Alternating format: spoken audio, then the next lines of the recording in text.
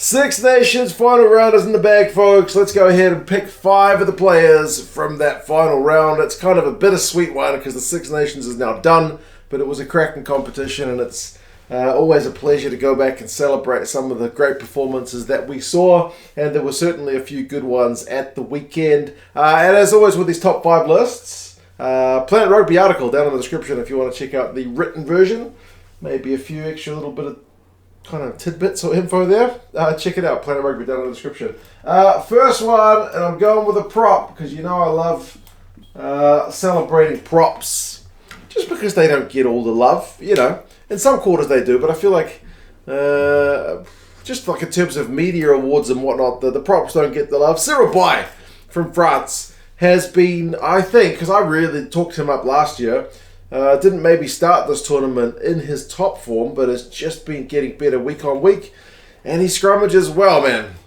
I think they certainly had the edge over the Welsh scrum. Baille himself doesn't concede any penalties, which is always a great marker for how props have done, because if you're conceding penalties, things are usually not going that well at scrum time. He has 6 carries, so he's pretty busy. He may not get the try that his propping partner Antonio gets, but he has the carry one phase before Antonio gets the try. So who's the guy who gets close to the goal line, helps compact the defence, and then allows them to spin wide to his mate? It's Cyril Baille, so good on him for that one. And defensively, 8 from 8 tackles, so busy shift from him. Set piece rock solid, and busy around the park. What more can you want? Doesn't have the flashy offloads this week though, which is maybe the one thing that we were kind of missing from him a little bit. Next, another B in old Romain Baird. He's not even supposed to be in the team, really, is he? He's only the 3rd choice. I don't mean to say that derisively, but genuinely, Ireland have got guys missing from their squad at the moment. That's just the thing. With Ian Henderson being out and Tyke Byrne being out, Romain Baird has to step up to the plate, and boy did he do a good job. Now, I've loved watching this guy play for Leinster for a wee while. He's genuinely like too dynamic for a guy his size. He's like almost 2 meters tall, and he looks kind of gangly because he's that big. But he's genuinely dynamic for his ball carrying for a guy. That's why he can play in the back row. Like most guys his size aren't that able to kind of make carries. And look at his numbers, man. He makes 30 run meters. I think the next best lock this week was 15. Most of them don't even get near 15, like 10 maybe at most. So Romain Baird, very dynamic, and he makes 12 attempted tackles. Of those, he gets 11. So defensively solid. And there's one moment, like around about the hour mark, where he wins a turnover. It's a breakdown penalty rather than like a clean turnover, but that game it was still on a bit of a knife edge, and they needed a momentum shifter, and I feel like that's one of the moments that Ireland kind of tipped the balance and really started to get on top of England. He wins a few lineouts, so he's just generally busy in what he does. He carries, he wins lineouts, he competes at the breakdown, tackle, so yeah, everything you would like to see. And I mean, just good for Andy Farrell, like going into a World Cup, you've got to narrow your squad down, and you want guys who can, have been proven to step up in pressure occasions, who maybe not your first string guys. Romain Baird, you wouldn't mind having him going into a World Cup match, important World Cup match, right? He's a guy who's a bit of a known quantity, so well done for him. A Scotsman in old Duhan van der Merwe makes the list. Didn't get man of the match in his game, but geez, he's been good all tournament. He's just a tackle breaking machine. And it's such a weird one because the key highlight for him, similar in that game against England where he had that run where he was just so elusive. It's his ability to be elusive as well as his ability to break tackles, which makes him kind of special. Like some guys can bust tackles and some guys can avoid tackles, but he's genuinely got a bit of both. Like that try that he scores, how he kind of gets his body off the ground and still manages to dot the ball down without being into touch in any way. Like another guy might have just tried to brace through the tackle, but he didn't go down that route, and he scored a bit of a wonder try because of it. He breaks 8 tackles. He's the top tackle buster of the entire competition, but he's also the top tackle buster of the week with 8. He gets a try assist. He actually passes it. Didn't pass it at all, I think, the week before, but he passed 6 times in this game, including a try assist to old Blair Kinghorn. So, Duhan van der Merwe. He is offensively a very, very gifted player and certainly adds something else for that Scottish attack.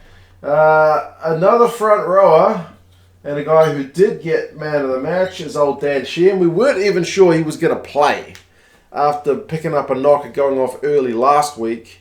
He's another one kind of like Duhan van der Merwe and I guess like Ryan Baird as well, who can do more than just his core role, right? Some of the most elite guys are able to do that kind of thing. Like Dan Sheehan just has a running game that most hookers don't have. And if you look at that first try that he scores, it's that line-out play.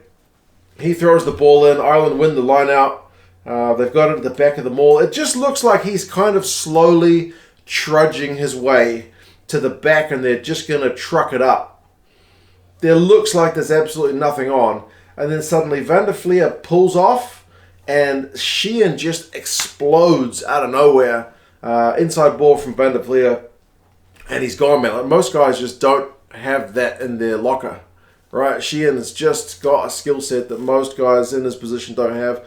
He finishes with 2 tries, 55 run meters throughout the game. Like his ability to ball carry is genuinely something special. So, yeah, pretty pleased for him. I thought he put in a pretty good shift. So, Dan Sheehan. And then lastly, and I think it's my first time to put this guy on my whiteboard for any kind of like team of the week or top 5 list this season, and that's Romain Ntamack. Like he's been steady, I think, all competition, and probably looked best last week until this week where I thought he looked even better. Just attacking wise, he genuinely looked a threat. It's his kind of early carry. He gives Nick Tompkins the big don't argue, and then offloads to Duhan, who gets the ball to Peno for France's first try.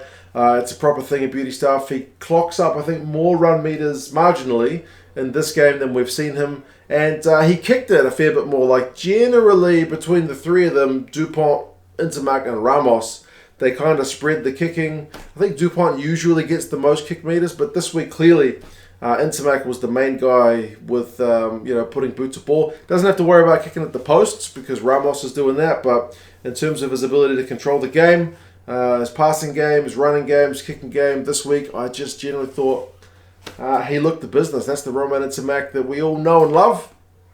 And as we see a World Cup still a fair way on the horizon, it's good to see some of these guys, performing to the levels that we know they are able to. So there you go, folks. Top 5 for mine for the week. We'll do a kind of full team of the week at some point. For me, this is the same day as the Six Nations. Got up at 4 in the morning, watched the games, and then had a sleep. This is me post-sleep, and then maybe tomorrow after another sleep, really go back and have a look at a kind of a full 15. And later down the road, we'll do kind of a team of the tournament for the initial top 5.